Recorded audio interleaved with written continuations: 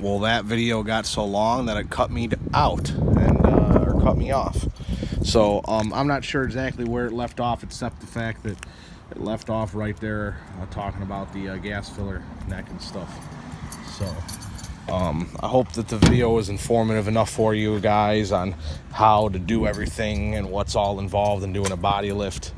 If you want a truck that sits pretty decent like this at a budget, this is a rough country leveling kit, 3-inch lift in the front, 1.5-inch lift in the back, and then a 3-inch body lift. So it's basically a 6-inch lift in the front and a 4.5 lift in the back. It has a slight squat to it, but I like it.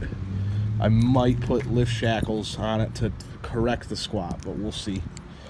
I also installed the upper tubular control arms that are made for a 3-inch lift. Those are Spindle Source, I believe, brand. They were $230 on eBay. The rough country leveling kit was about $230, and the body lift was about $380, I believe, after shipping and stuff. So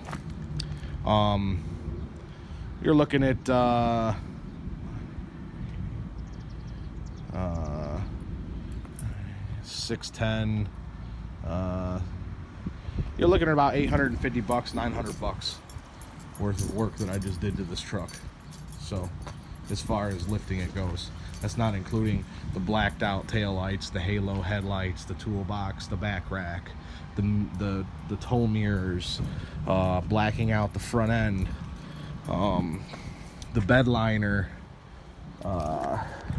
all the LED lights on the inside, the dash lights, the seat covers, the floor mats, the steering wheel cover, the stereo,